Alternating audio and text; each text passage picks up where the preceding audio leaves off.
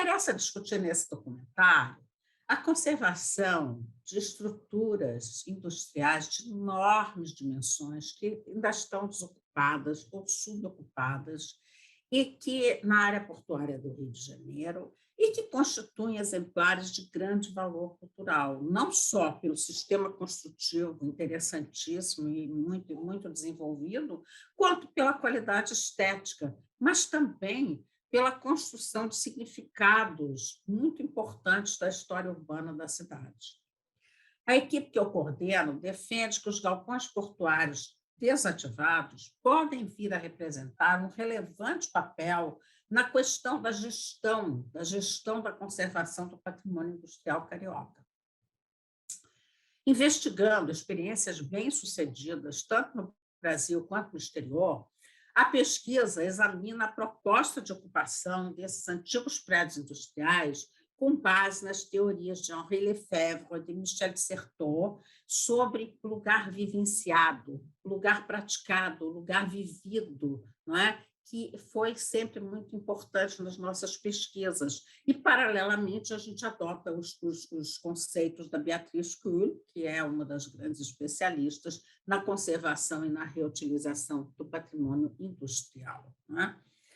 A proposta é que tais galpões sejam recuperados e depois que sejam ocupados por grupos de artistas, preferencialmente oriundos da própria área, né, da própria área portuária, que se formem ali nas adjacências e que esses grupos sejam verdadeiros, e esse patrimônio e esses grupos se apropriem verdadeiramente do local. Não é?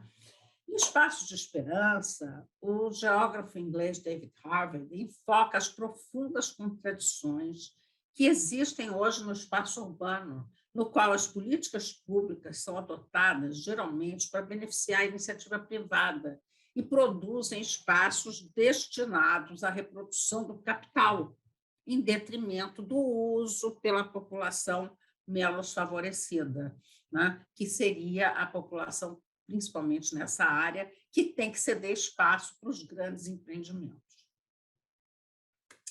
Essa é quase sempre a opção que fazem os governos, quando se trata de incentivar a renovação urbana, em busca de, supostamente, criar maior competitividade das metrópoles que são administradas por esses governos. Né? E esquecem-se sempre que existem populações locais que possuem importantes heranças materiais e imateriais do patrimônio cultural.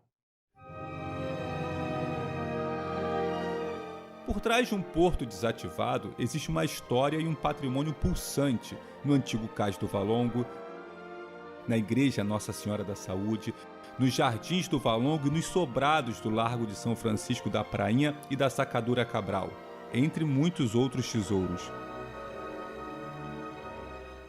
Até o final do século XVIII, com exceção da Fortaleza da Conceição, da Ermida de Nossa Senhora da Conceição e poucas edificações, a região portuária permanecia isolada da área já ocupada da várzea entre os morros do Castelo, Santo Antônio, São Bento e Conceição, como comprovam os mapas de época.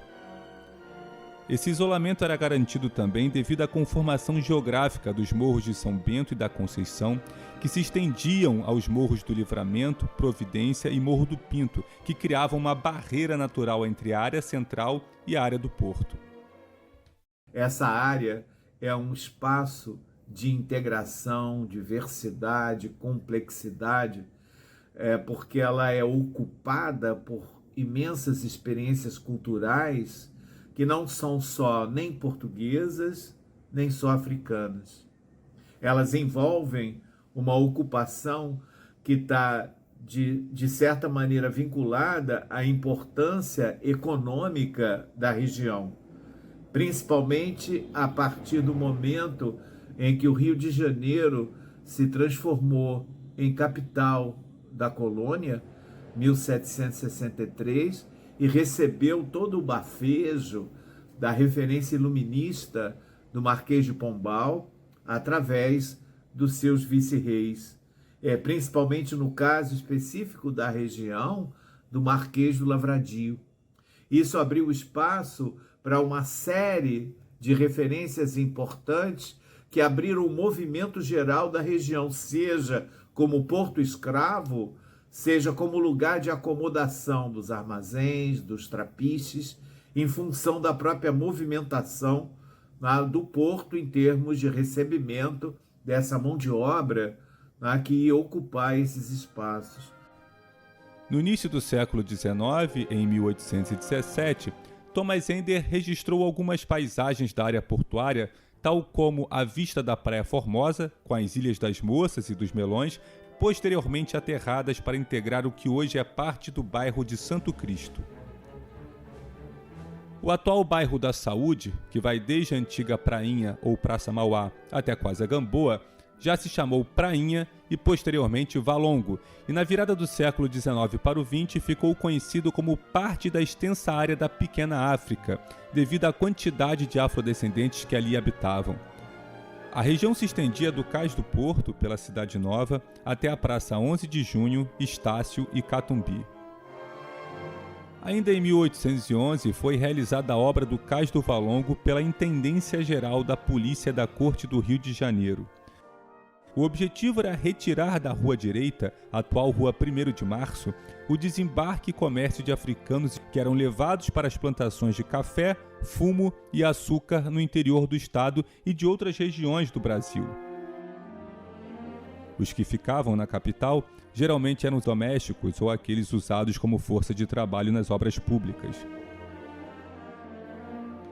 Ender, em 1817, mostra os sobrados da Rua do Valongo, caminho pelo qual seguiam os negros desembarcados no Cais do Valongo até o mercado de compra e venda instalado posteriormente na Rua da Imperatriz, que passou a se chamar Rua Camerino em 1890.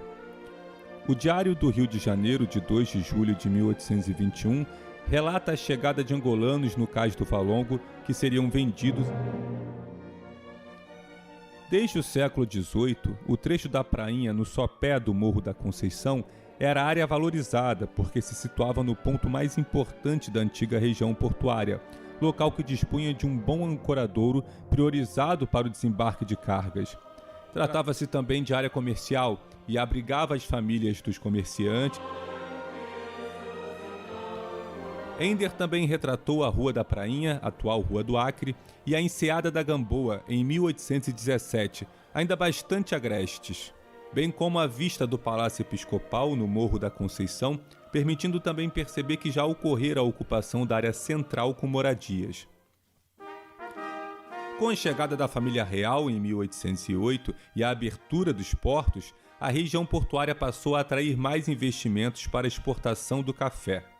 A Rua da Prainha, atual Rua do Acre, facilitava o escoamento das mercadorias importadas da Europa desembarcadas no porto. Em 1810, como parte do Tratado de Amizade e Comércio Portugal-Inglaterra, foi construído um cemitério e uma igreja anglicana na Gamboa, cujo atracadouro permitia fácil acesso ao cemitério pelo mar. O Diário do Rio de Janeiro, de 1º de agosto de 1843, informa que o imperador Dom Pedro II havia decidido que o desembarque da imperatriz Teresa Cristina, que chegaria de Nápoles para se casar com ele, seria no Cais do Valongo, e acrescenta que todas as ruas do trajeto entre o cais e a Capela Imperial seriam recuperadas, o que resultou em benefício para a área central da cidade. Assim, em 1843, o Cais do Valongo passou por novas obras e foi reinaugurado como Cais da Imperatriz para a chegada da princesa, com o projeto de Grandjean de Montigny. É ainda o Diário do Rio de Janeiro, de 10 de agosto de 1843, que anuncia que a Câmara Municipal alterava o nome do cais e da Rua do Valongo para Cais e Rua da Imperatriz. O antigo Cais da Imperatriz, em 1872, já então conhecido como Praça Municipal, recebeu um marco comemorativo do desembarque da Imperatriz Teresa Cristina, de autoria de Bittencourt da Silva, no cais construído em sua homenagem. Em 1811, foi edificado no Campo de Santana o quartel do Regimento da Tropa, e em 1910 já se percebe atrás do quartel o Morro do Livramento bastante ocupado. Em 1845, o Morro da Conceição receberia alguns melhoramentos. entre os quais o calçamento da ladeira João Homem e a abertura de degraus na ladeira da Pedra do Sal. E no mesmo período imperial, intensificou-se a ocupação do Morro do Livramento, assim como os morros da Conceição e da Saúde como alternativa de residência, resultando na abertura de pequenos becos e travessas em suas encostas. No Morro do Livramento, o Beco das Escadinhas passou a contar com suas primeiras casas urbanas. Esse morro, no qual predominavam grandes chácaras, era já nessa época ponto de encontro de grupos populares como os capoeiras.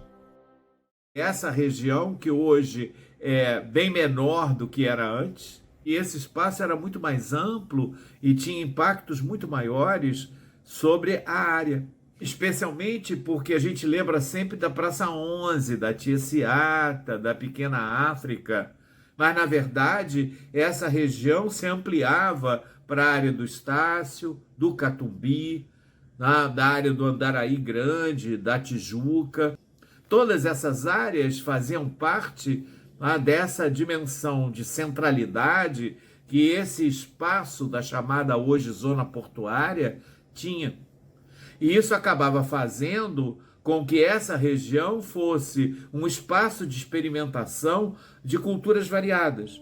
A linha férrea veio a dinamizar mais a região e essa proximidade do terminal com o litoral teve como consequência a inauguração da Estação Marítima da Gamboa em 1879. Inaugurado em 1887, o Moinho Fluminense foi a primeira fábrica de moagem de trigo do Brasil e dispunha de um atracadouro. Já o Flour Mills and Granaries, moinho inglês, ficava ao lado de um trapiche e também dispunha de um cais para embarque e desembarque de mercadorias. A atuação do engenheiro André Rebouças na cidade foi intensa, visto que solucionou problemas referentes ao abastecimento d'água. No entanto, seu projeto para a construção de diques múltiplos no porto não se concretizou, mas foi ele o idealizador do projeto das docas Pedro II, que hoje se situa na limiaridade entre o tecido urbano antigo e o aterro que o distanciou do mar. Na última década do século XIX, o Rio de Janeiro era a cidade brasileira com melhores condições para a localização industrial devido à proximidade dos mercados consumidores, ao acesso fácil às matérias-primas e ainda era o principal centro financeiro do país. Permaneciam na paisagem os armazéns e as fábricas, como o Moinho Fluminense. Verificou-se uma certa homogeneidade entre os bairros da Saúde e da Gamboa, principalmente no sopé dos morros, pelo período da ocupação e a herança portuguesa. Após o arrasamento parcial da maior parte do Morro da Saúde, sobreviveu a Igreja de Nossa Senhora da Saúde, construída em 1722 e tombada em 1937. Curiosamente, a Igreja Nossa Senhora da Saúde, que ficava à beira-mar, hoje faz parte do bairro da Gamboa. No bairro do Santo Cristo, antes dos aterros das antigas Ilhas dos Melões e das Moças, situadas ao longo da costa, descendentes de portugueses e afrodescendentes ocuparam os caminhos sinuosos, escadarias e ladeiras. A região aterrada para modernizar o porto do Rio de Janeiro no início do século XX no bairro do Santo Cristo era conhecida anteriormente como Saco do Alferes. No centro da praça está a igreja de Santo Cristo dos Milagres, que deu nome ao bairro e que ficava anteriormente à beira-mar. Nas grandes reformas urbanas promovidas pelo poder público entre 1903 e 1906, destacam-se as obras do Porto do Rio. Após o aterro, o Mercado da Harmonia, que ficava em frente ao Moinho Fluminense, deu lugar à Praça da Harmonia. O antigo Largo do Depósito, atual Largo dos Estivadores, também sofreu muitas modificações. Para acabar com a sinuosidade do litoral, foi aterrada uma superfície de 175 hectares com material proveniente do desmonte parcial dos morros da vertente sul da cidade. Com a construção do novo cais do porto, as praias que existiam em frente à Praça Mauá, nos morros da Saúde e Gamboa, desapareceram, assim como o Saco de São Cristóvão, o Saco do Alferes e a Enseada da Gamboa. O grande aterro afastou definitivamente os antigos bairros marítimos do mar, e as áreas aterradas nunca chegaram a se integrar realmente com as áreas antigas. Os elos que promoviam a ligação com a cidade iam sendo rompidos lentamente, isolando aos poucos os três antigos bairros portuários. Em 1908, foi concluída a sua expansão, atingindo 1.900 metros de comprimento. O Porto do Rio de Janeiro foi oficialmente inaugurado em 1910, integrando as inúmeras obras propostas no governo Rodrigues Alves, destacando-se também a abertura da Avenida Central que ligava a área portuária ao centro da cidade, da Praça Mauá à Praia de Santa Luzia. O jornal A Imprensa, de 21 de julho de 1910, publicou uma foto das autoridades se dirigindo para a cerimônia de inauguração. E o jornal O País, de 20 de julho de 1910, exaltou e homenageou as autoridades que participaram da remodelação. Até os anos 1920, a região portuária pouco se modernizou e sua fisionomia era ainda bastante rural, apesar das muitas indústrias e armazéns ali instalados e dos galpões portuários ao longo da costa retificada. As obras de arruamento sobre o aterro determinaram a ocupação da área que se tornou mais densamente ocupada na região da Praça Mauá, próxima ao eixo da Avenida Rio Branco. Já a ocupação das áreas aterradas no Santo Cristo ocorreu em um ritmo mais lento. Inaugurado em outubro de 1928, o terminal de passageiros projetado pelo arquiteto francês Joseph Gir abrigou o pavilhão de acesso, bilheteria e o armazém de bagagens com 3 pavimentos. A partir de janeiro de 1929, passou a contar também com um birô do Tuning Club, o que acabou por nomear o edifício. Onde antes existia o Liceu Literário Português, em 1929, a Praça Mauá recebeu o icônico edifício À Noite, projetado também por Joseph Gir, situado na extremidade norte da Avenida Rio Branco. Nos anos 1960, a área portuária já estava totalmente ocupada com os galpões portuários e os demais prédios industriais como o Moinho Fluminense, agora longe do mar e de frente para a Praça da Harmonia, bastante arborizada. Ainda na década de 1960, em plena vigência de uma política rodoviarista e de um urbanismo modernista, ocorreu o início da construção do elevado da Perimetral. O primeiro trecho foi inaugurado em 1960, interligando as avenidas General Justo e Presidente Vargas, depois de 2 anos de obras. O projeto só foi retomado em 1968 e levou 10 anos para ficar pronto. Foi necessário demolir o antigo mercado municipal da Praça 15, do qual restou apenas um dos torreões, hoje ocupado pelo restaurante Albamar. Perimetral acabou com o sol daquela área, e acabando com o sol, criou a escuridão. E a escuridão, né, é o início do processo, né, de decadência daquela região. O aumento da população, com a consequente procura por moradias, dinamizou a ocupação dos morros e planícies de toda a área, induzindo a formação dos bairros da Saúde, Gamboa e Santo Cristo, efetivamente subdivididos em 1981. Com a transferência da maior parte das operações portuárias para Itaguaí em 1982 e incentivados pelas obras realizadas em muitas cidades do mundo para requalificar áreas portuárias em desuso, diferentes organismos elaboraram 7 planos para a região portuária do Rio não implantados, tendo sido efetivamente realizado o projeto intitulado Porto Maravilha, a partir de uma operação urbana consorciada. A obra de maior impacto foi a demolição da Avenida Perimetral e a posterior urbanização da Orla e da Avenida Rodrigues Alves, que mantém a continuidade dos processos de resiliência e de transitoriedade na paisagem urbana do Rio de Janeiro.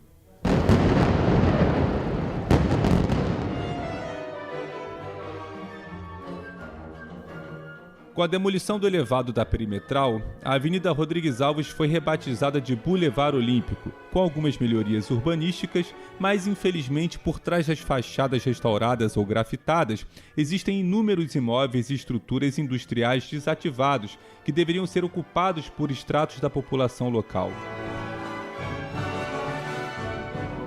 As escavações do antigo cais do Valongo possibilitaram o reconhecimento deste sítio como Patrimônio Histórico da Humanidade pela Unesco, em 9 de julho de 2017, por ser o único vestígio material da chegada dos africanos nas Américas. Caracterizada por ser uma área historicamente produzida e muitas vezes abandonada pelo Estado quanto à satisfação das necessidades e anseios das suas diversas populações, a zona portuária do Rio de Janeiro passou por um processo de intensa transformação de suas territorialidades, o qual está relacionado ao ideário neoliberal de gestão das cidades. Toda essa área portuária era um lugar muito forte para a memória dos trabalhadores e para a memória de luta. Mas, como nós sabemos, em parte essa memória foi apagada e, em parte, todo o esforço para que essa memória seja apagada existe e persiste. Então, digamos assim, a gente fazer o repertório que a gente faz aqui no Porto é, sem dúvida nenhuma, um tributo a essas lutas e a essa memória. E, como o Walter Benjamin gostava de dizer, isso é muito importante porque por essa luta morreram inúmeras pessoas. E é a gente não deixar essas pessoas terem aquilo que o Benjamin chamava da segunda morte, que é a morte da memória dela. No sentido de ampliar o estímulo às memórias e às histórias locais sem promover a expulsão da população residente, propõe-se o debate para estimular a ocupação de antigos edifícios industriais por atividades artísticas locais, como uma estratégia de fortalecimento da urbanidade da área.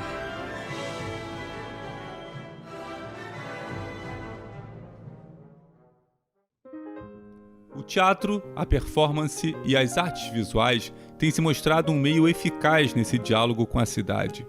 O desafio para aqueles que estão preocupados com um teatro socialmente engajado é abrir o caminho entre os impasses do capitalismo contemporâneo por meio de práticas culturais no espaço da cidade, de maneira a garantir o exercício pleno de nossa cidadania.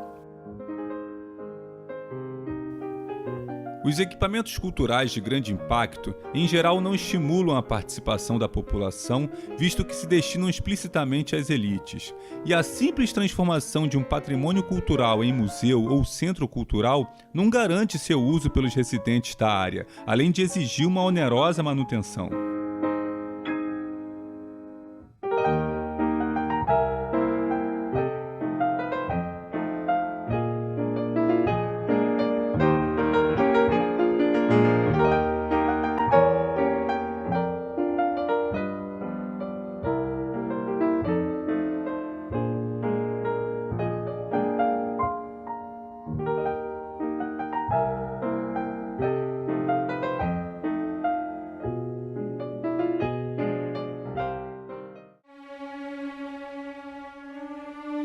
Como forma de resistência e alternativa à mercantilização da cultura, grupos teatrais e seus diretores visionários têm buscado ocupar os vazios urbanos num esforço de exercer a cidadania. Muitas vezes ocorre que é exatamente naquelas áreas definidas por Milton Santos como opacas que se produz uma cultura espontânea, permitindo trabalhar na interseção entre as artes e os espaços da cidade, envolvendo diretamente as comunidades.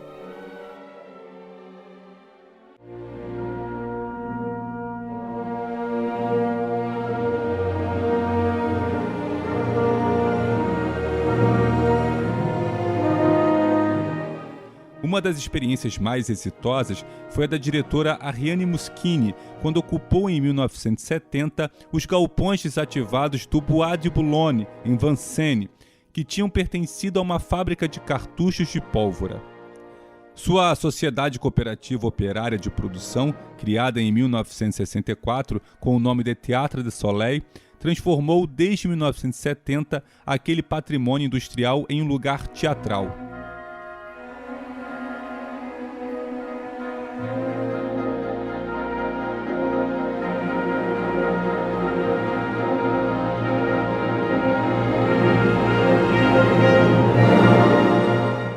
Para pensar a transformação do patrimônio industrial da cartucherie na França, em Paris, nos arredores de Paris, num lugar de ocupação teatral, me parece importante pensar a história da cartucherie primeiro, né?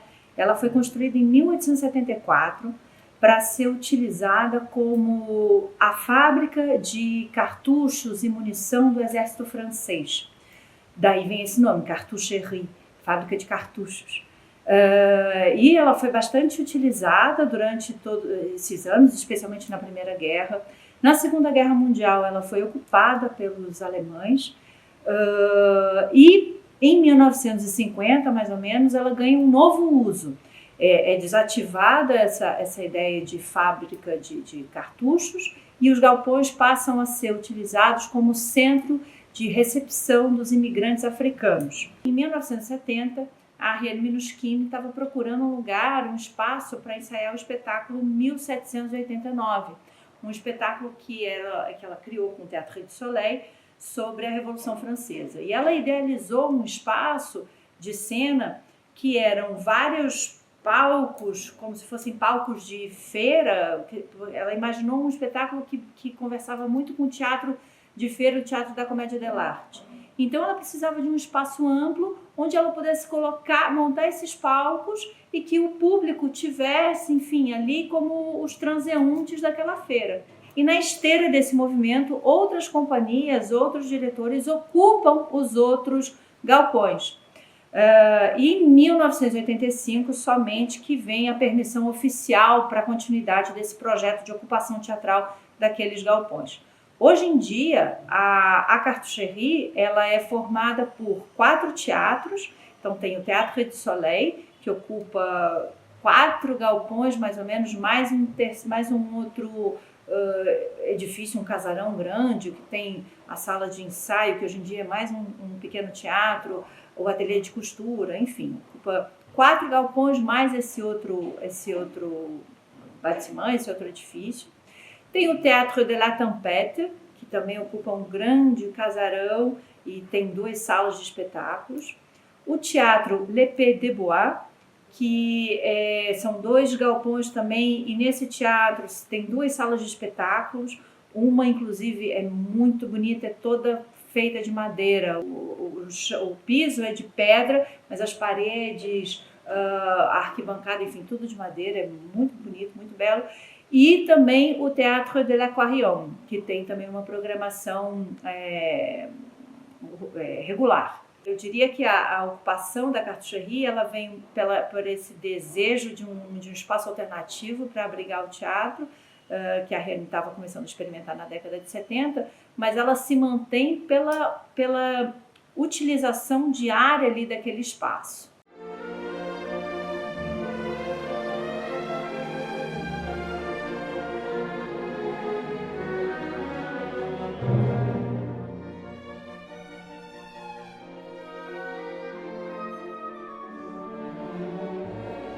Em 1980, um grupo de artistas formou uma associação cultural intitulada Estação Ponto de Partida, com a pretensão de fomentar o desenvolvimento da cultura da cidade de Barbacena, e 4 anos depois, decidiu focar seu desenvolvimento no teatro.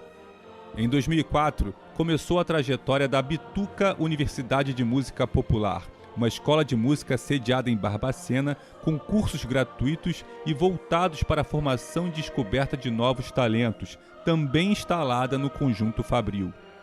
Instalada na antiga sericícola de Barbacena, uma fábrica de seda fundada em 1912, a Estação Ponto de Partida ocupou e valorizou o conjunto arquitetônico desativado que havia sofrido várias ocupações e que demandava obras de conservação. A antiga fábrica revela também a história da imigração italiana em Minas Gerais e o desenvolvimento industrial do início do século XX, com o início da incorporação do trabalho feminino no Brasil. Em 1998, o Ponto de Partida assumiu o primeiro casarão como sede de suas criações teatrais e aos poucos foi ficando responsável pela preservação daquele patrimônio. Graças à aliança, à determinação, ao compromisso e ao trabalho de um grupo de artistas da comunidade, das empresas que patrocinam o grupo e ao poder público, o projeto de ocupação e restauração foi muito bem conduzido. As intervenções duraram 17 anos. Nós começamos a ocupar o primeiro edifício que hoje é a sede do grupo. Em 98, foi um empréstimo da prefeitura para o Grupo Ponto de Partida, onde a gente começou a montar um cenário. E aí a gente foi ocupando essa casa, né, no sentido de ensaio e da montagem da cenografia, e a partir daí nunca mais o Grupo Ponto de Partida saiu da Sericicla. Nessa época, os 4 edifícios, o primeiro deles estava vinculado ao Ministério da Agricultura, que ainda está. O segundo tinha uma invasão de uma marcenaria. O terceiro era esse que eu estou mencionando, que virou a sede do ponto. E o quarto estava ocioso. E, como eu disse, né, o grupo começou em 98, nessa relação com o espaço, e uma tomada de responsabilidade para si próprio, de que aquele espaço era um espaço de valor cultural muito importante, muito significativo, foi a primeira fábrica de seda pura do Brasil, por isso está ligado ao Ministério da Agricultura, era um projeto do Estado, né, da União, no sentido da gente produzir a seda pura. E aí, então, o grupo começa a fazer uma pesquisa histórica sobre o local e a gente envolvido no que a gente conseguia, começamos na restauração desse edifício.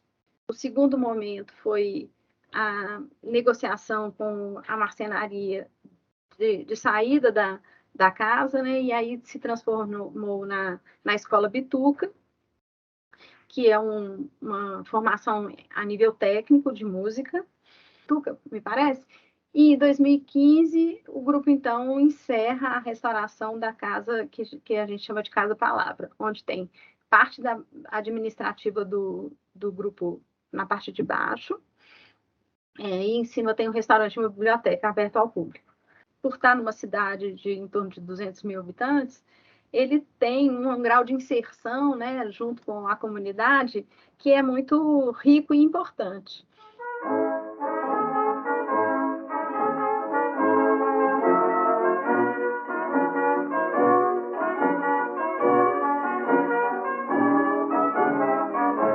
A ocupação do Armazém 6 da região portuária do Rio de Janeiro pela companhia Ensaio Aberto é uma história de luta e resistência, uma trajetória bastante coerente artística e politicamente.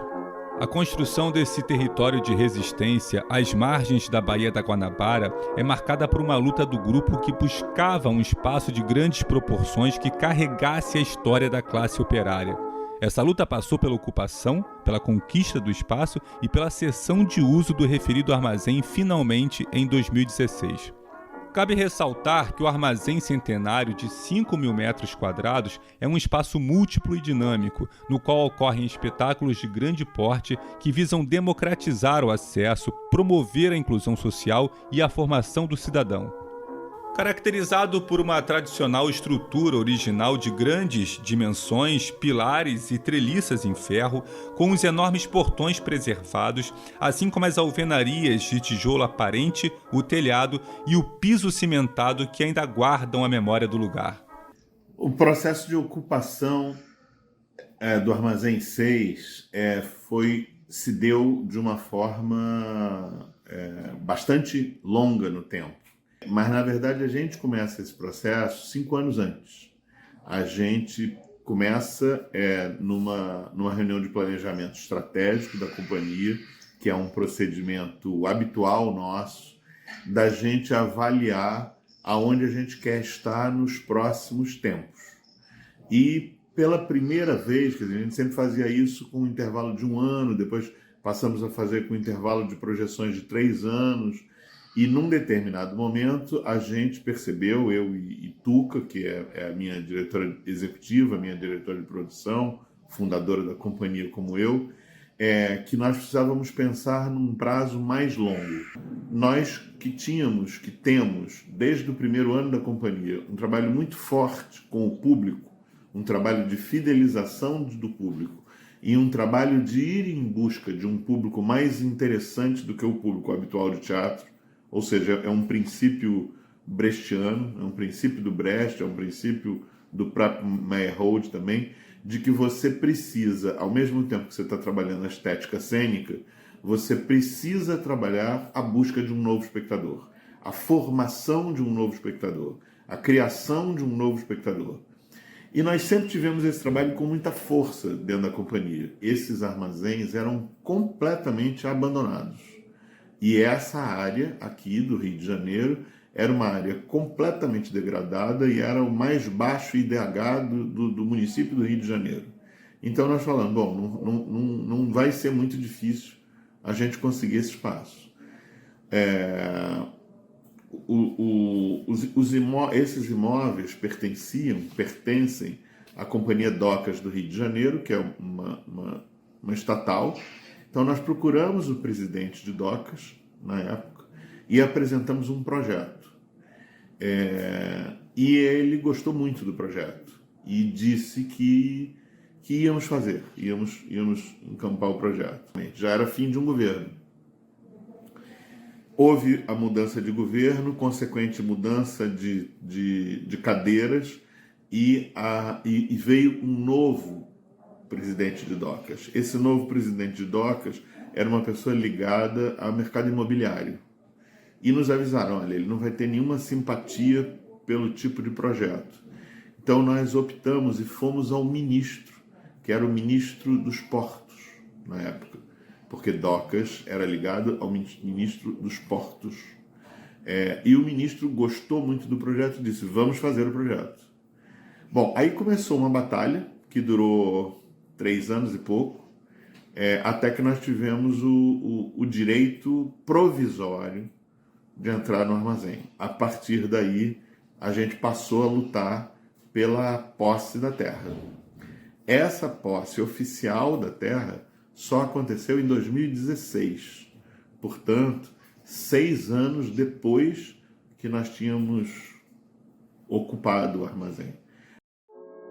Ao ocupar o Armazém 6 da área portuária, a Companhia Ensaio Aberto desenvolveu inúmeros trabalhos sociais na região, buscando integrar a população local e de outras regiões menos favorecidas, conclamando e incentivando-as a participarem dos espetáculos da companhia e promovendo a democratização do acesso à cultura.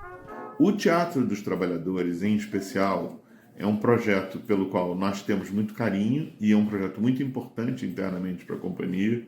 Ele é um projeto que começa em 2013, 2014. Começa sem nenhuma forma de suporte econômico. Ele começa com uma decisão da direção da companhia e dos atores da companhia, tomados juntos, aonde nós decidíamos que iríamos estar. O Teatro dos Trabalhadores, ele muda isso. E primeiro a gente chega a esse nome, Teatro dos Trabalhadores. E por que a gente inventou esse nome? Isso é uma parte importante da minha resposta. Porque, na verdade, eu não gostava do nome teatro político, porque partia do pressuposto que todo teatro era político. Então, chamar de teatro político, para mim, era uma tautologia. Todo teatro é político. O que acontece é que um teatro se assume como político e o outro não. E o teatro que não se assume como político é o teatro de entretenimento, é o teatro de mercado, é o teatro que é hegemônico no Brasil hoje. Aqui tem uma parte importante do nosso trabalho. Nós temos uma parte da companhia, que hoje são 5 pessoas em trabalho permanente, que se chama Ciência do Novo Público. A Ciência do Novo Público, esse termo que pode parecer um pouquinho pernóstico, mas não é porque ele vem de alguns dos escritos das chamadas vanguardas históricas, né? Do Brecht, do Meyerhold e de alguns outros, que falavam muito na necessidade de um novo público para o novo teatro. E esse novo público para o novo teatro, ele precisa ser buscado. E, em parte, essa busca vem a partir daqueles menos favorecidos pelo sistema burguês de distribuição de espetáculos. Então a gente tem um forte trabalho com a comunidade da Maré, com a comunidade da Mangueira, com a comunidade do Alemão, com várias comunidades, trazendo pessoas e trazendo toda a forma de organizações populares, sindicatos, associações de moradores, associações de alunos, colégios, e eles constituem, vamos dizer assim, a base do nosso público. A base do nosso público é extremamente popular, e essa base extremamente popular está em contato direto com os especialistas, ou seja, os historiadores, os professores universitários, como você, Evelyn, como outros, que nos acompanham e que tem sempre uma reflexão sobre o nosso tipo de trabalho e nesse sentido os nossos espetáculos acabam se tornando assembleias muito interessantes, porque muito heterogêneas, compostas por um público com cara de Brasil e composto de diversas classes sociais, diversos segmentos sociais diferentes portanto, quem vem ao nosso teatro, ao nosso armazém, aos nossos armazéns, ele não vê apenas um espetáculo, ele vê um espetáculo, mas ele vê também um momento político de inclusão, de democratização de acesso, de formação de consciência. Então, isso é parte básica, integrante do nosso trabalho.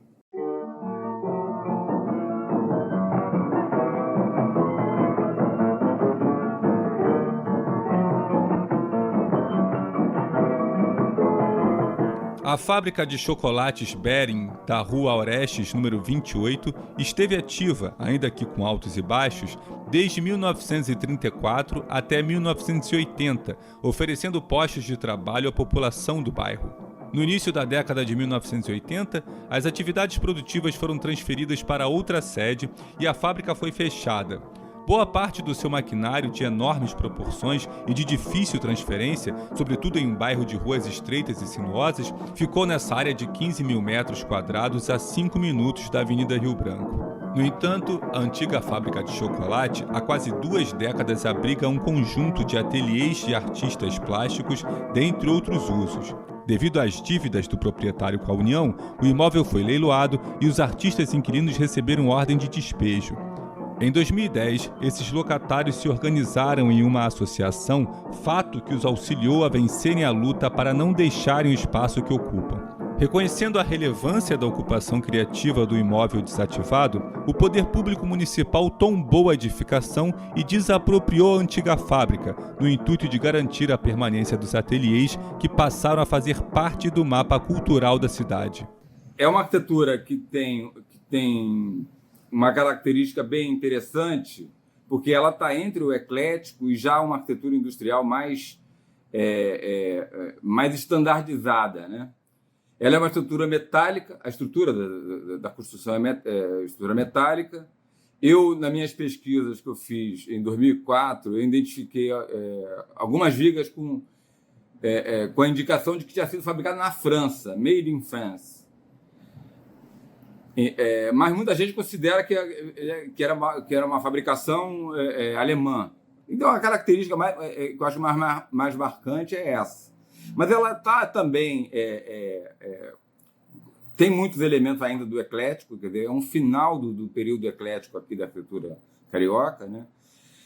E ela tem alguns elementos que são bem icônicos. Ela tem aquela torre, né? Ela tem uma torre muito marcante na paisagem, você vê de longe, né? Isso é uma maneira de identificar muito fácil da fábrica, né? E ela tem também um porte que é bem maior do que as edificações que estão no entorno. A fábrica Bering estava desativada, já tinha muito tempo, e aí começou meio que um burburinho entre pessoas que se conheciam nas artes para ocupar o espaço lá da fábrica Bering, né? Eu entrei, no caso, como uma artista convidada da galeria que estava lá, da Galeria Meu Bebê. Os artistas dos coletivos e da galeria, dos ateliês, eles tinham uma comunicação muito grande para fazer a fábrica acontecer, né? Fazer as coisas acontecerem. Segundo especialistas, a ocupação da fábrica Bering causou muitos aspectos positivos e alguns negativos. A gente entende a gentrificação como, vamos dizer, uma elitização, né? A gente sabe que o padrão dos artistas brasileiros normalmente é mais ligado a uma classe média, mais alta, né? Então, tem um aspecto positivo, porque reocupou um prédio que é icônico e que tem um valor patrimonial, né? Por outro lado, talvez tenha enfatizado esse contraste. Os exemplos de ocupação de galpões de valor cultural por grupos artísticos, seja de teatro, de música ou de artes visuais, entre outros, comprovam que o patrimônio industrial desativado, que teve expressivo significado no período da industrialização, pode e deve ser passível de reuso, em especial quando ocupado por coletivos dedicados às artes. Dá para ver que a infraestrutura, boa parte da infraestrutura ainda está muito prejudicada, né?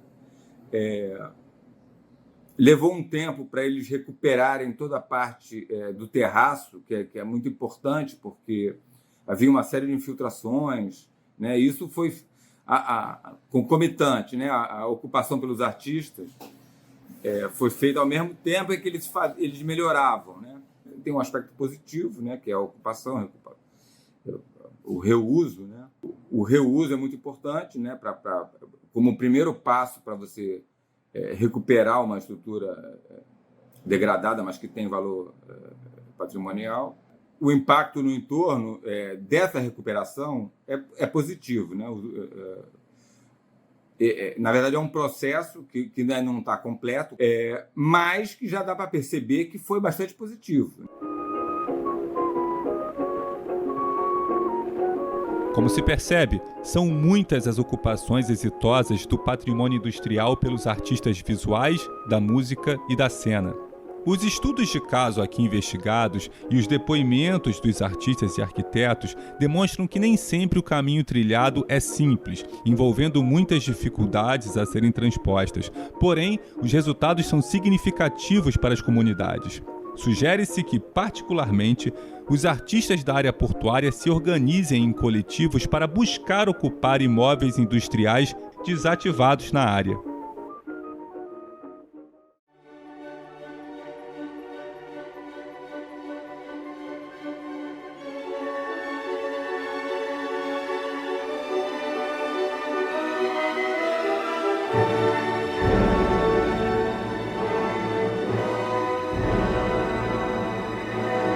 Como reminiscências da Revolução Industrial, em suas diferentes fases e países ao longo dos últimos séculos, inúmeros conjuntos de estruturas deixaram sua marca nas cidades contemporâneas, tanto pelos esforços materiais e econômicos dispendidos nas edificações, quanto pelo significado que assumiram na construção da memória coletiva dos lugares e das classes trabalhadoras. Atendendo aos princípios de Dublin, deve-se contemplar não só o patrimônio material resultante dos processos de tecnologia industrial, da engenharia e da arquitetura, mas também as inúmeras dimensões imateriais resultantes das memórias e da vida social dos trabalhadores e das suas comunidades. O patrimônio industrial do mundo foi só reconhecido institucionalmente em 1978, após a criação do Comitê Internacional para a Conservação do Patrimônio Industrial, durante o 3º Congresso Internacional para a Conservação de Monumentos Industriais em Estocolmo. Trata-se de um tema multidisciplinar, abrangendo questões técnicas, sociológicas, geográficas, antropológicas, entre outras.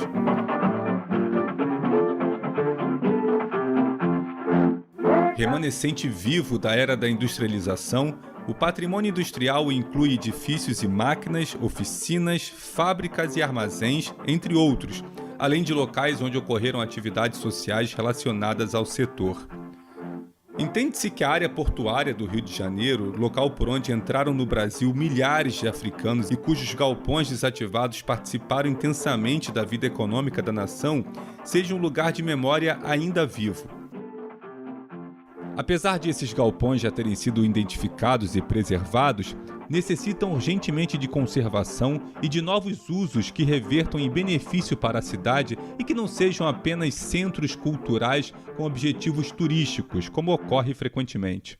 As possíveis intervenções físicas, se necessárias ao uso dos imóveis, devem respeitar o caráter histórico do sítio, os vestígios e marcas do tempo e ser reversíveis. Todas as alterações devem ser documentadas e a reversão a um possível estágio prévio conhecido pode até ser aceitável em circunstâncias excepcionais para fins educativos, devendo se basear, no entanto, num profundo trabalho de pesquisa e documentação. Beatriz Kuhl enfatiza o acúmulo quantitativo de experiências no campo dos estudos sobre o patrimônio industrial, sem haver um proporcional salto qualitativo no debate e na compreensão do tema, um dos motivos que originou essa pesquisa. A arquitetura industrial é parte, né, do meu percurso de formação e da minha atuação profissional. Especificamente sobre armazéns portuários, o que eu acho importante de lembrar é assim, que eles têm similitudes e trabalham de uma maneira semelhante a outros armazéns, como os ferroviários também, mas em geral com uma proporção maior pelos portos serem o ponto de confluência de muitas ferrovias ou modais de transportes e depois rodovias, etc. Então, são obras arquitetônicas de grandes dimensões, em geral com modulação, e isso faz com que eles possam ser aproveitados de maneiras muito diversas, né? Como nós temos o reaproveitamento de galpões em áreas portuárias para restaurantes, por exemplo, né? Em Belém do Pará, ou o caso mais famoso, digamos assim, Puerto Madero, né? Em Buenos Aires. No Brasil, eles ainda têm sido pouco explorados nesse sentido. Eu acho que nós precisamos dar mais atenção a esses complexos, porque eles têm muito a oferecer se eles forem lidos do ponto de vista histórico, arquitetônico, de inserção numa dada dinâmica sociocultural urbana, se eles forem lidos, interpretados e fomentados de uma maneira prospectiva, eles têm muito a oferecer. Infelizmente, no Brasil, o patrimônio industrial ainda é relegado a uma segunda instância, sendo poucos os exemplares desta arquitetura que são protegidos. Normalmente, nos setores de proteção do município, e eu diria que mesmo do Estado e do governo federal, o patrimônio industrial não é considerado com a mesma força que o patrimônio mais monumental e mesmo o residencial, né? Sempre foi relegado a um segundo plano, e aí, normalmente, as normas de proteção só se atualizam no momento em que essas unidades vão ser ou demolidas ou vão ser transformadas muito radicalmente, né? Então, quer dizer, eu sinto que houve uma dificuldade dos órgãos de patrimônio de lidar com essa realidade do patrimônio industrial ali da região, né? A questão do mercado, né, do adensamento, né, da renovação, acabou sobrepujando esses aspectos. E muitos imóveis foram perdidos, né? Inclusive, alguns ainda estão ameaçados. Considerando que a proposta para incentivar a manutenção efetiva desse patrimônio industrial é debater a ocupação dos galpões portuários desativados por coletivos de artistas que em um primeiro momento não disporão de recursos para obras detalhadas de conservação, sugere-se manter minimamente as tipologias industriais construídas em tijolos com estruturas metálicas e telhas cerâmicas. São galpões com estrutura metálica, tijolos e telhas cerâmicas. Porque se fossem galpões todos de concreto ou estrutura de madeira, telhas de fibrocimento, mesmo tendo a mesma modulação e a mesma forma, por assim dizer, claro que isso confere qualidades também, qualidades espaciais, mas eles teriam características diferentes na forma de percepção da cor, da percepção da própria volumetria pelas cores da estrutura, do tijolo e das telhas. Quando você varia as cores do material, também altera a nossa percepção do próprio espaço, que se dá não apenas pelo sentido da visão, mas também porque esse uso de material, ele confere características, por exemplo, de comportamento térmico, né, diferente, eles têm textura diferente, eles têm um odor diferente. Então, os sentidos, todos os sentidos que são mobilizados pela arquitetura, pelo ritmo dos elementos estruturais, pelo ritmo dos elementos que compõem as paredes, que compõem os sistemas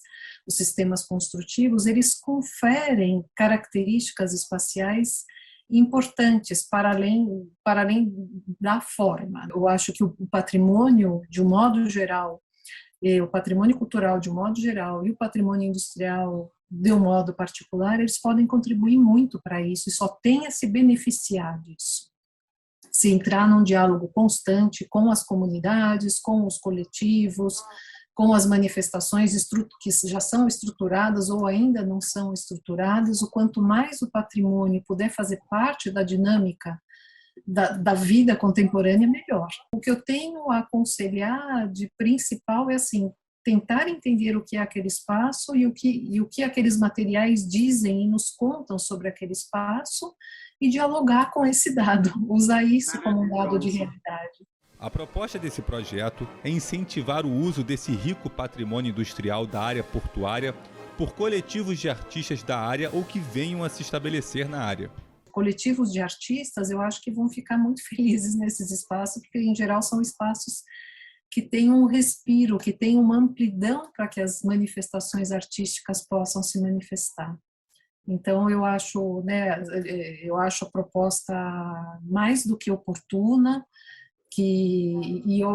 a única coisa que eu aconselho de novo a esses coletivos é que leiam, procurem entender também essa arquitetura e construir um diálogo com essa arquitetura.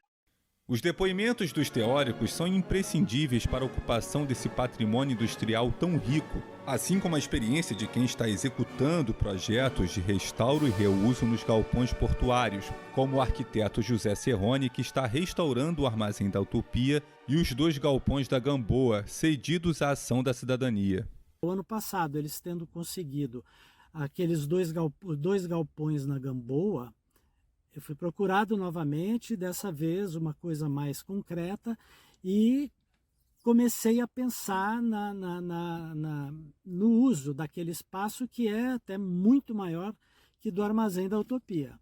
Sabe-se das dificuldades em fazer os reparos preliminares para ocupar estruturas industriais centenárias antes que uma obra de restauro possa acontecer pelos altos custos envolvidos. Pensando assim, em verbas limitadas para fazer uma transformação, eu insistiria numa conservação estrita, sabe? Assim, uma manutenção, reparar o que está quebrado, fazer uma limpeza básica, sem precisar e nem deveria ir muito a fundo, e aproveitar aquele espaço pelo que ele é, né? Assim, dialogando, fazendo com que as atividades, de preferência, procurem dialogar com aquilo que está lá e não negar. Uma das primeiras coisas é pensar no telhado, cuidar do telhado, cuidar da segurança desse lugar, né? Principalmente isso. Aí, quando se entra no projeto, é pensar de que maneira a gente não vai interferir no formato desses espaços. A gente tem que ter todo um trabalho importante de levantamento histórico. Às vezes não é fácil você encontrar plantas originais, material original, então a gente tem que estar sempre trabalhando muito nesse sentido para poder manter. O arquiteto ressalta que nas obras realizadas no anexo do Armazém da Utopia, mesmo não sendo tombado, manteve as treliças do telhado visíveis e não descaracterizadas. A gente tem no projeto, por exemplo, do anexo, que tem aquela cobertura, mas a gente fez questão de manter aquela cobertura e de que tudo acima a gente tivesse transparência, tivesse aberturas, que a gente sempre enxergasse aquele forro, que quando eu entrei, eu me vi na Quadrienal de Praga. Percorremos a área portuária em busca de galpões desativados para o desenvolvimento do projeto. Foram muitos, porém vários estão sendo objeto de estudos para outras ocupações, como a Rua Santo Cristo, números 70 e 74. A pesquisa identificou que a fachada possui bom estado de conservação, entretanto verificou-se que há uma empresa de engenharia ocupando os 2 imóveis. Outro galpão desativado que investigamos foi o da Rua da Gamboa, 120. Imóvel do século XIX, de inspiração neoclássica, com 3 frontões anteriormente cobertos com telhados em 2 águas com telhas francesas, porém, atualmente totalmente destelhado. No entanto, essa edificação já está sendo objeto de um projeto de restauro e de ocupação residencial para 60 famílias, conforme verificado no local.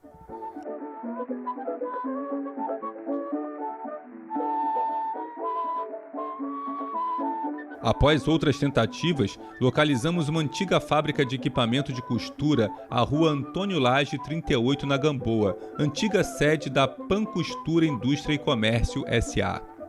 A pesquisa realizada apontou as seguintes estruturas industriais em desuso para proceder aos trabalhos de conservação dos imóveis e possíveis aproveitamentos por grupos teatrais dos bairros adjacentes: o armazém número 10 da Avenida Rodrigues Alves e o Trapiche Modesto Leal, situado à Rua Santo Cristo, número 148. Sugerindo ampla participação das populações locais para promover a ocupação desse patrimônio industrial desativado por coletivos e grupos teatrais ou por grupos de artistas visuais, principal objetivo desse documentário.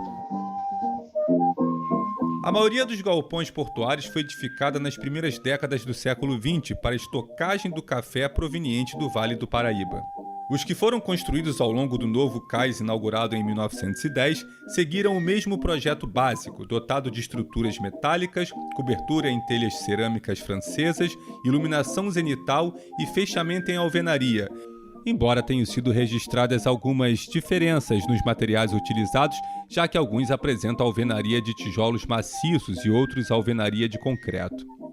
Obedecendo a um modelo padrão, apresentam plataformas voltadas para a baía e para a fachada da Avenida Rodrigues Alves, ambas cobertas por marquises, também utilizando telhas francesas.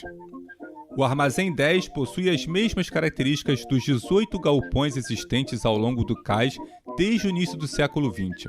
Este armazém vem sendo paulatinamente descaracterizado por não apresentar utilidade nas operações portuárias atuais, que se caracterizam pelo uso de containers e dispensam grandes áreas de armazenagem cobertas. Seguindo o modelo dos demais galpões, o interior apresenta-se em tijolo maciço aparente e treliças em ferro.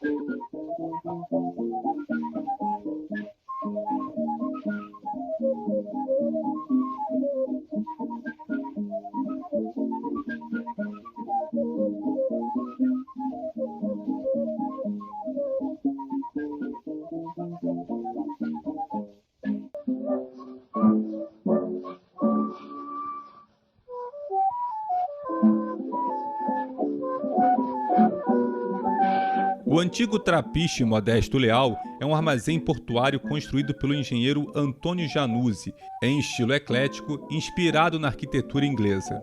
Servia para armazenamento de mercadorias importadas e exportadas. Foi tombado pelo órgão do Patrimônio Municipal em 1986 e declarado de utilidade pública para fins de desapropriação em 2011. O estado de caracterização é bom. A estrutura em ferro encontra-se íntegra e a alvenaria em tijolo maciço aparente com detalhes em pedra está caracterizada e também íntegra. As esquadrias em ferro fundido, acompanhadas de bandeiras em arco pleno do mesmo material, também estão caracterizadas. O telhado sobre a treliça metálica encontra-se também caracterizado com telhas de barro. No entanto, a fachada encontra-se em mau estado de conservação, com muitos pichamentos e vidros quebrados, mas as telhas estão conservadas, necessitando limpeza. A proposta é de sugerir a ocupação do galpão com atividades artístico-culturais por grupos locais com orientação para as obras de conservação.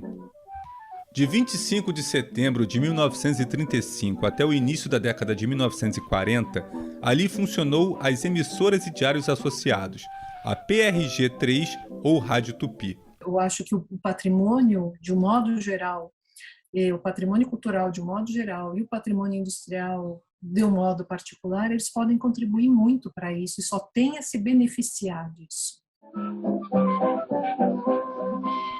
Defende-se que essas estruturas industriais desativadas podem vir a representar relevante papel na gestão da conservação do patrimônio industrial carioca. Mas sabe-se que, sem uso, as edificações perdem suas características e se deterioram. A proposta é que tais galpões sejam recuperados e ocupados por grupos artísticos que se formem nas adjacências e que sejam verdadeiramente apropriados pela população local. As duas propostas deverão manter e valorizar o espírito do lugar e de sua relação com uma área urbana rica em história e tradições.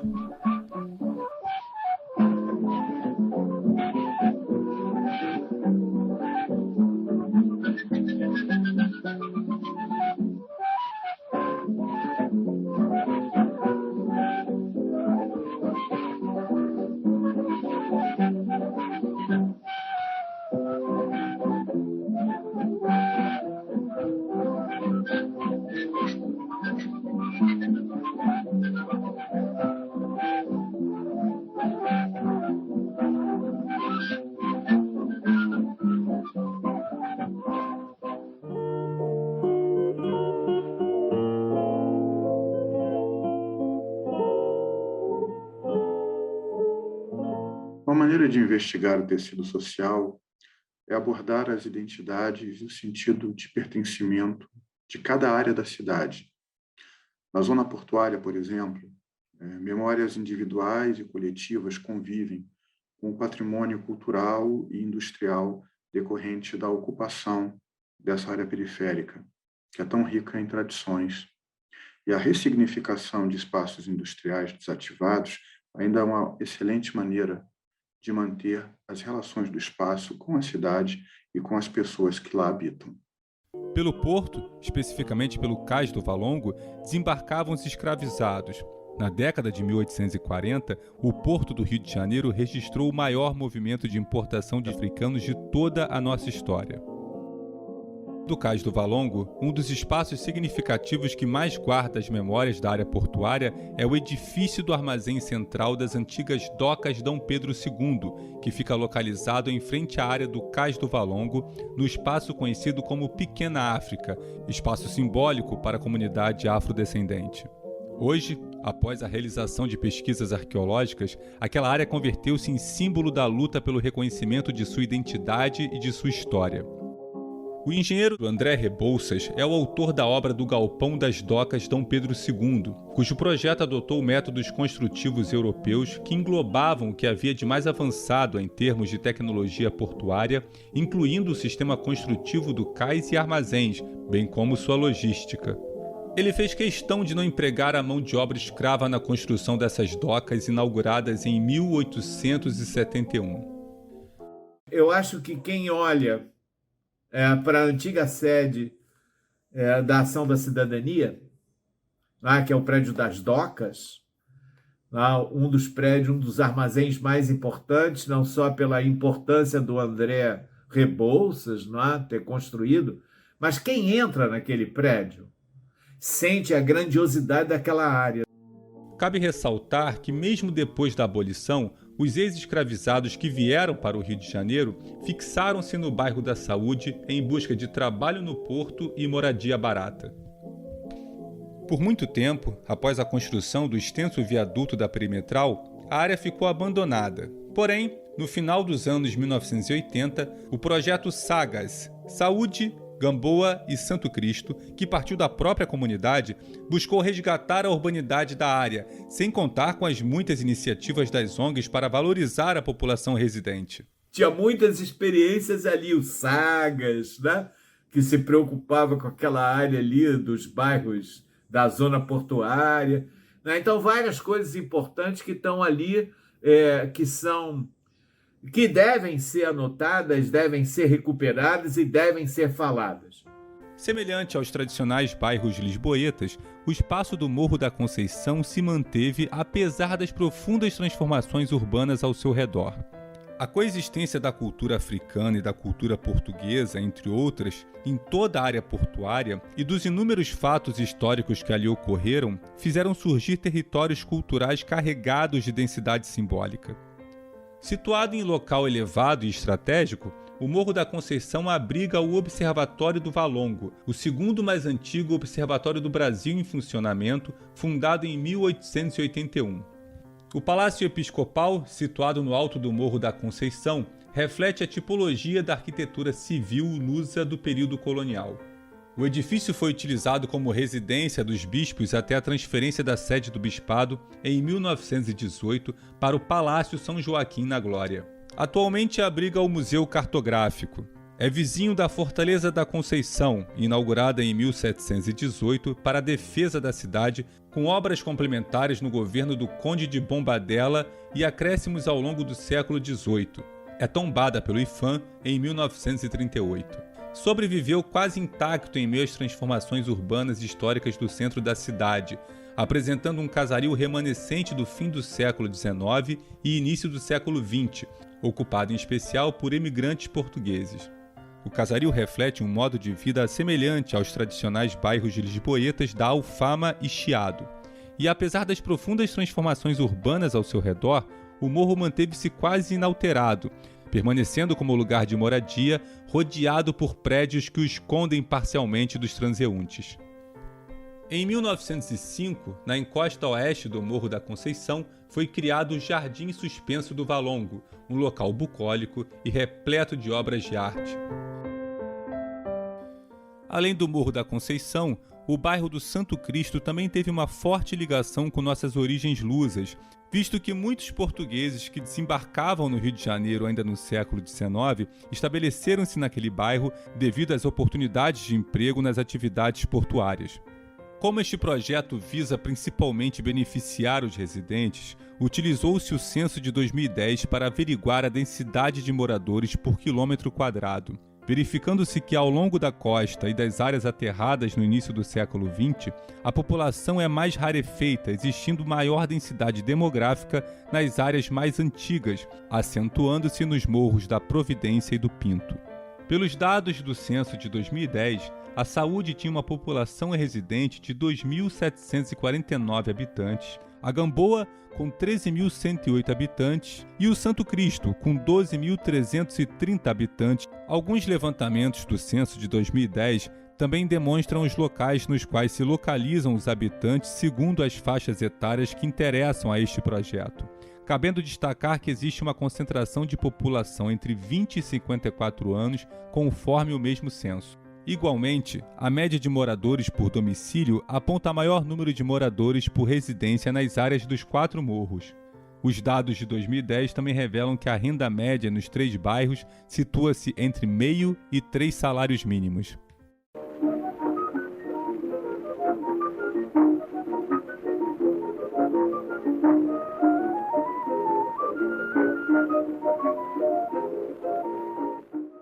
Quanto aos aspectos antropológicos, verifica-se que os morros e sua cultura são relevantes para toda a região e se destacam como territórios culturais, entre eles a Pedra do Sal, lugar de descarregamento do sal que chegava no cais no final do século XIX, local de culto das religiões afro-brasileiras. era considerada local sagrado para despachos e oferendas de religiões africanas. Entre as festas nas casas de escravos e ponto de encontro certo entre sambistas, chorinho e samba conviviam em harmonia. Hoje, além das rodas de samba, na segunda-feira à noite, jovens dos arredores são atraídos por rodas de capoeira, blocos de carnaval, exibições de filmes e palestras. Nessa área, e principalmente nas casas das tias baianas, nasceu o machixe, que aos poucos foi substituído pelo choro, pelos ranchos de carnaval, mas especialmente pelo samba, que se firmou como ritmo que identifica a cultura carioca e que se incorpora ao lado de práticas religiosas, batuques, danças e culinária, a herança de uma tradição afro-brasileira. Os clubes dançantes popularizavam a arte de Senhor, João da Baiana, Donga, Pixinguinha, Chiquinha Gonzaga e Heitor dos Prazeres, que além de sambista era pintor.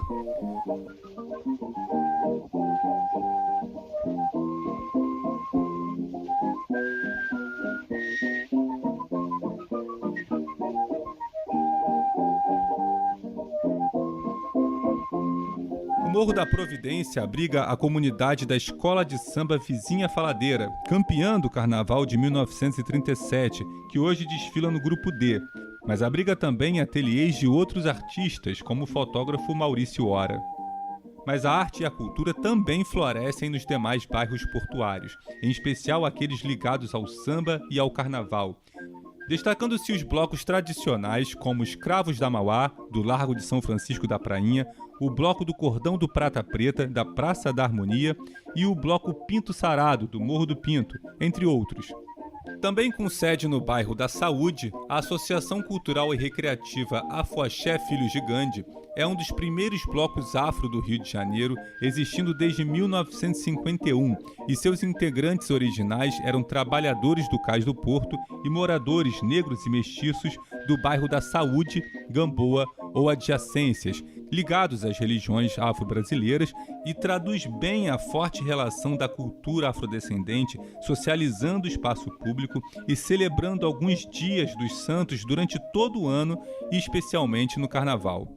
Há uma entrada forte das ONGs na ocupação daquela área. É importante sinalizar para a ação da cidadania, né? Que foi uma das primeiras a entrar forte no sentido da manutenção dos prédios, né? Principalmente das docas. Mas há espetáculo, e principalmente uma companhia, né, de São Paulo, que se estabeleceu no Rio de Janeiro, que é sensacional e mantém um trabalho belíssimo ali na área, né, da Praça da Harmonia, que é a Companhia de Mistérios e Novidades, que é aquela que ensina muitas coisas, mas em especial os meninos a andarem em perna de pau, não é? E que criou uma situação interessante, porque ela foi a promotora da utilização desses meninos como abre-alas dos escravos da Mauá, e como abre-alas, e depois para a orquestra toda, para a orquestra voadora. Os meninos andando em cima das pernas de pau, que aí virou uma novidade no carnaval carioca, né? Além, evidentemente, deles fazerem um trabalho extremamente interessante de artesanato, né? Ali na área da Praça da Harmonia, né? Mas você tinha a Escola de Arte e Espetáculo do Gringo Card, você tinha o Galpão das Artes, né? Você tinha a Associação do Armazém Cultural das Artes e Técnicas em Espetáculos de Diversão. Você tinha associações culturais vinculadas tanto ao candomblé como a outras atividades, né? Vários centros culturais, o Afonché Filhos de Gandhi, né? Você tinha batucadas cariocas, né? Você tinha aquela conexão carioca das rodas de rua, você tinha várias coisas, o Instituto Galpão Gamboa, né? Você tinha um monte de coisas, né, que se organizaram naquela área, né, e que estabeleceram uma relação, né, de aproximação que foi feita principalmente com reuniões sucessivas que eram feitas lá na Batucadas Brasileiras, para estabelecer uma estratégia de ocupação daquela área. E isso resultou na formação de um conjunto de atividades culturais e artísticas enorme. Em várias outras regiões se criou o Prata Preta, não é? Em homenagem ao líder da revolta contra a vacina obrigatória. Não é? Os escravos da Boauá, que nasceram dos intelectuais, né? Ligados ali ao Instituto, né? De Patentes Industriais, né? Ali no centro da cidade, na Praça Mauá, revigorou toda essa história, né? E hoje você anda por ali, o que você vê mais são referências culturais. Além da música e da dança que caracterizam essa região, tal como os artistas que ocupam a Fábrica Bering no Santo Cristo, no Morro da Conceição, os artistas plásticos mantêm também um projeto relevante no campo das artes visuais. Destacam-se os 11 artistas plásticos que compõem o Projeto Mauá, um projeto coletivo que desde 2001 busca integrar a produção dos artistas locais à comunidade em geral, abrindo seus ateliês de arte gratuitamente para visitação. As obras incluem esculturas, fotografias, telas pintadas e peças contemporâneas para decoração que refletem algumas das tradições lusitanas implementadas nos ateliês do Morro da Conceição, localizado no bairro da Saúde. Mas não é só no Morro da Conceição que artistas plásticos abrem suas portas à visitação, pois além das muitas instituições artístico-culturais existentes em seus territórios, o projeto Gamboa de Portas Abertas envolve um grupo de moradores e trabalhadores da área de cultura e educação que, mantendo a tradição cultural do bairro, transformou a Gamboa em um bairro de intensa articulação artística, política e cultural, almejando promover o desenvolvimento social daquele território. Um dos grupos de artistas que criou o Ateliê Sanitário, também na Gamboa, tem contribuído bastante para a efervescência cultural da área. A gente chegou aqui na região, na Pedro Ernesto, há 6 anos atrás. Eu moro na zona portuária do Rio de Janeiro há 12 anos. A produção, eu acabo observando o canteiro de obras, coletando algumas coisas no canteiro de obras. Então os materiais são objetos descartados.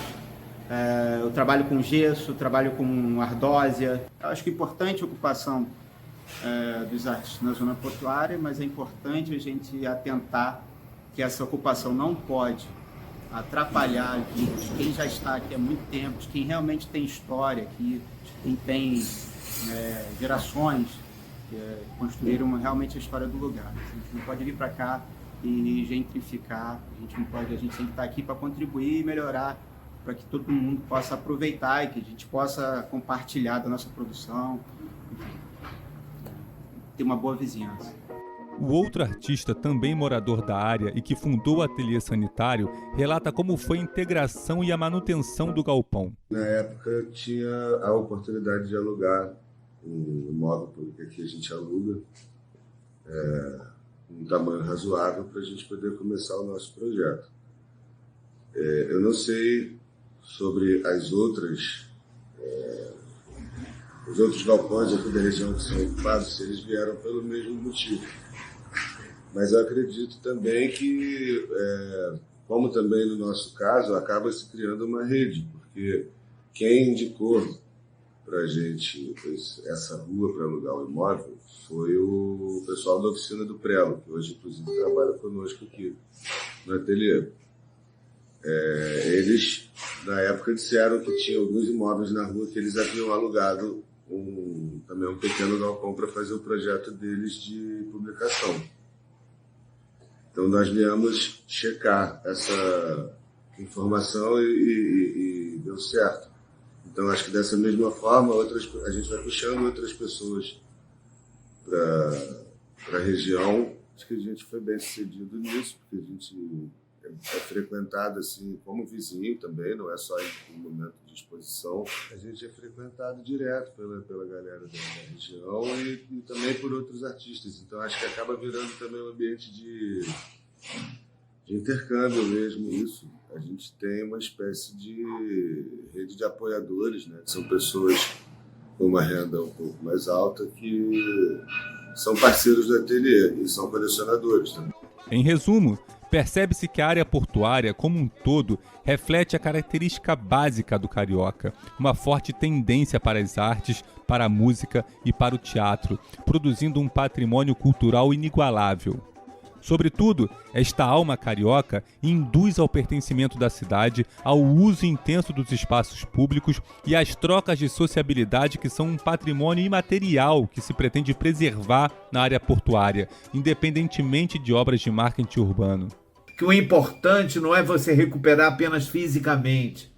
A ideia da imaterialidade está vinculada ao pertencimento, às relações de afeto que você cria em torno daquilo que é o seu objeto de patrimônio. Além da relevância de se promover o uso do rico patrimônio industrial desativado da área portuária, os aspectos imateriais que caracterizam a ambiência do bairro, dos 3 bairros, na verdade, foram consideradas como parte do patrimônio cultural. E esse documentário sugere, portanto, o debate sobre essa proposta de usos artísticos culturais voltados para a população local e para a cidade, como uma solução que pode reincorporar os imóveis desativados sem promover nem a espetacularização e nem a exclusão social. Ao defender o respeito à memória do lugar e o cuidado com o cidadão, em obras de melhorias urbanas, conclui-se aqui com a proposta de preservar e recuperar esse patrimônio dos trabalhadores, porque essa é uma área que foi sempre ocupada por trabalhadores, por estivadores, por pessoas da indústria, e, por meio da arte, atender prioritariamente a população local.